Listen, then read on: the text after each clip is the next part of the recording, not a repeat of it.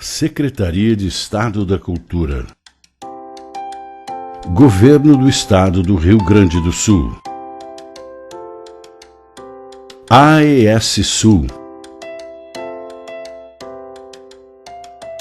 E Prefeitura de São Borja apresentam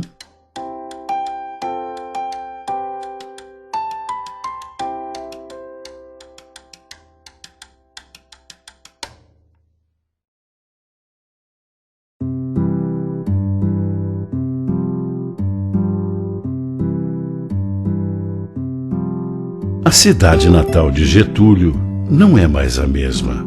São poucos os lugares que ainda guardam traços do final do século XIX. Getúlio Dornelles Vargas nasceu no dia 19 de abril de 1882, no berço de uma das famílias mais influentes e ricas da região. Para se tornar um militar como o avô e o pai, ele estudou em Rio Pardo nos anos de 1900. Quando Getúlio entrou na Faculdade de Direito, em Porto Alegre, a vocação militar deu lugar à vivência política. Na capital do Rio Grande do Sul, ele foi promotor público nomeado por Borges de Medeiros, mas logo deixou a função e voltou para São Borja. As paredes da casa, construídas em 1910, não imaginavam que fariam parte da história do país. Dentro de cada um desses cômodos, Getúlio Vargas viveu durante 11 anos e, nesse período, ele e a esposa Darcy viram nascer seus 5 filhos. Lar de um dos homens públicos mais importantes da história nacional, essa casa representa o período que Getúlio amadureceu como homem público.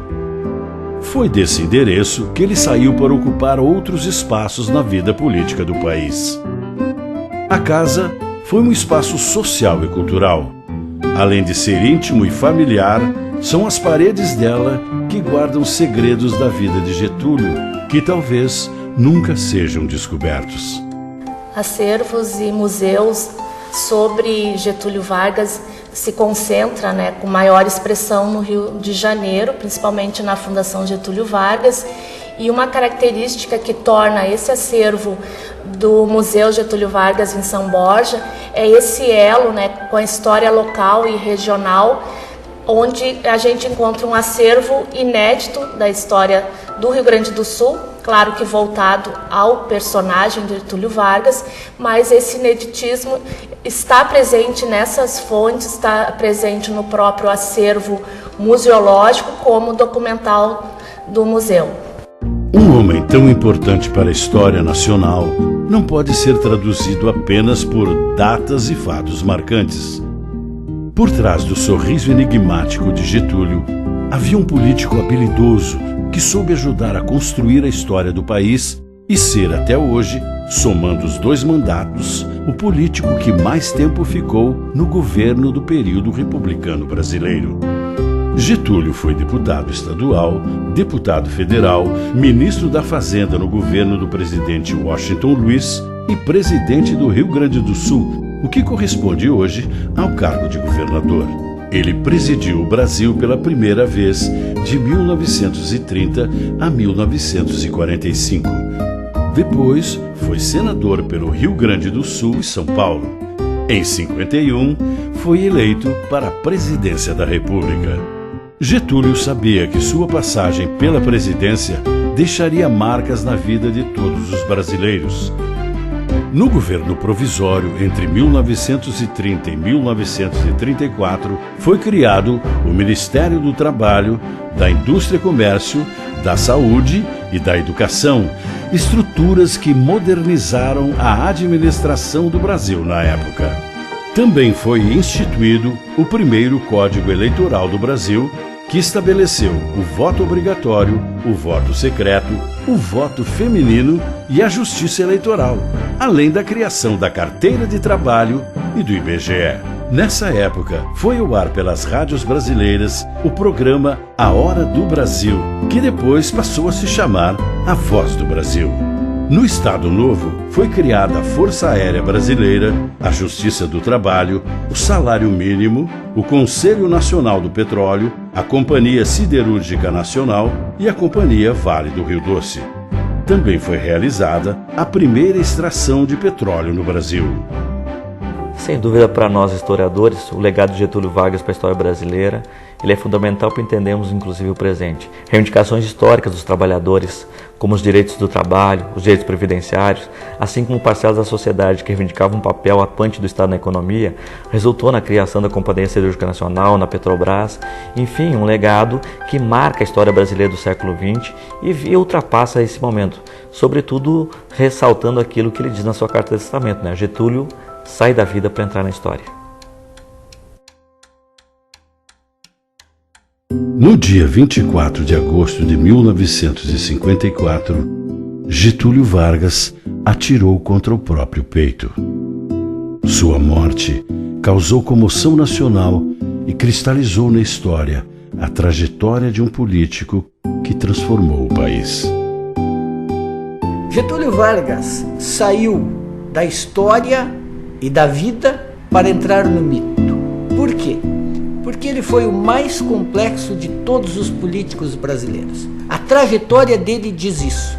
Ele foi revolucionário em 30, antes disso ele foi um político conservador, depois de 30 ele foi, principalmente de 37 a 45, um ditador, e em 1950 ele voltou pelo voto popular. Ele conseguiu, ao mesmo tempo, estar ao lado dos trabalhadores e ao lado dos patrões. Encontrou soluções nos paradoxos, fez da contradição a sua especialidade, resolveu problemas e criou a legislação que ainda hoje protege a sociedade brasileira. Não teve nenhum outro político tão completo, nenhum outro político tão misterioso, nenhum outro político tão fantástico. É por isso que o seu nome resiste, persiste e faz dele até mesmo um sucesso nas redes sociais.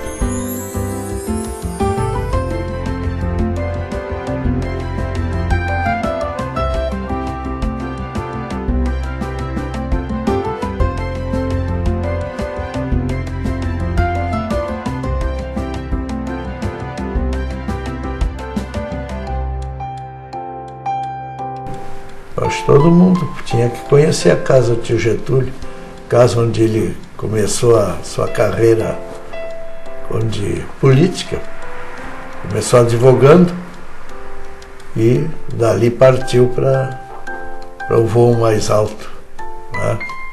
Sair daqui das barrancas do Rio Uruguai, né? Eu acho que aqui São Borja agora fica um atrativo muito bom com essa remodelação do museu, que estava realmente precisando. Eu agradeço a todos que, em nome da família, todos que colaboraram para que se tornasse realidade essa recuperação da antiga casa do tio Getúlio ali. Dizem que a grandeza de um homem é medida pela persistência dele na memória do povo. Pensando assim, Getúlio ainda está vivo na Fazenda Itu.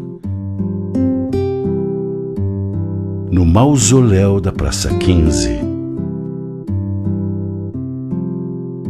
No Museu Getúlio Vargas. Mas principalmente nas ações que transformaram o Brasil para os samborgenses, para os gaúchos e para todos os brasileiros.